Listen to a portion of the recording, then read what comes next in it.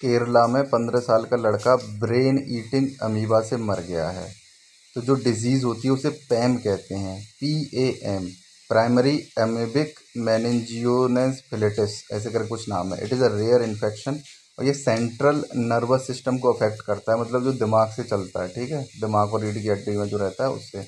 और जो अमीबा का नाम है जिससे ये होता है, इसको नेग्लेरिया फॉलेरी नाम है इसका, पढ़ लेना, इसमें NAEGLERIA फॉलेरी, ओके। तो नेग्लिया फॉलेरी से होता है, ये ब्रेन ईटिंग अमीबिया है। और मैं चाहता हूँ कि तुम लोग ये एक एक लाइन लिख लिया करो इसकी अपनी किसी कॉपी में, जिससे कि कभी रिवीजन करना हो तो तुरंत रिवीजन हो सके, ठीक है।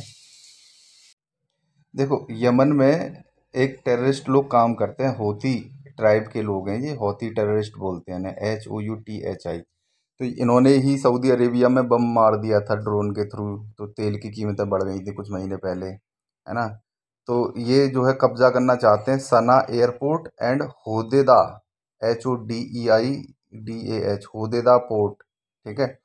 तो गल्फ ऑफ एडेन जो है रेड सी के पास, तो पोर्ट ऑफ एडेन जो है ना, पोर्ट एडेन के नाम पे पड़ा हुआ है गल्फ ऑफ एडेन, और जो पोर्ट एडेन है वो तुम्हारा यमन में पड़ता है। तो ये तो ज़्यादातर लोगों को पता होता है, लेकिन जो चीज़ें न्यूज़ में है वो है सना एयरपोर्ट एंड होदीदा पोर्ट, ठीक है कि नहीं। तो ये दोनों चीज़ें कहाँ पे हैं, यमन में है, तो ये याद रखने की बात है, ठीक है। सना एयरपोर्ट, होदीदा पोर्ट, ठीक है, ये यमन में है। और गल्फ ऑफ एडन, अब एडन वाला जो पोर्ट है वो तो बाहर की तरफ पड़ता है, और होदेदा रेड सी में पड़ता है, ठीक है। देखिए ये न्यूज आई है, GST registered firms must geo code their address. तो इसमें जो वर्ड है ना जियो कोडिंग, तो ये ज़रूरी है। तो कोई भी घर का एड्रेस है तो वो फर्म को बताना पड़ेगा कि हमारा इस कोऑर्डिनेट्स पे पड़ता है। तो जियो कोडिंग का यही मतलब है कि जियो सैटेलाइट्स वगैरह के थ्रू हम उसका पता कर सकेंगे कौन से एड्रेस पे है ना, नेविगेशन के थ्रू वहाँ पहुँचा जा सके। तो geocoding of address means giving the coordinates, और किस किस तरह से पहुंचना है ये सारी डिटेल उनको देनी पड़ेगी। तो जीएसटी कब आई थी आपकी, 2016 या 17 में आई थी, ये मुझे ध्यान नहीं है हल्के से। लेकिन जीएसटी काउंसिल के बारे में तुम्हें पता होना चाहिए, it is a constitutional body, article 279A के तहत बनी है। प्लस इसमें जो डिसीजन लिए जाते हैं वो 3/4 मेजोरिटी से लिए जाते हैं, है ना।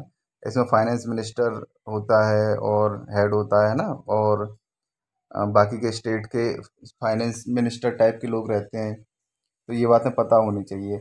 और ये जो 3/4 मेजोरिटी से वोटिंग की जाती है उसमें सबसे ज़्यादा शेयर होता है सेंटर का, 1/3, है ना, और 2/3 शेयरिंग रहती है स्टेट्स की बाकी के की। तो इस तरह से मिला के अगर 3/4 डिसीजन आ जाता है, 3/4 मेजोरिटी, तो फैसले ले लिए जाते हैं, ठीक है। तो जीएसटी काउंसिल के बारे में ये चीज़ ध्यान रखना, it is a constitutional body, article 279A, okay. GST act आया था 2016 में या 17 में, ये कमेंट करके बता देना मुझे।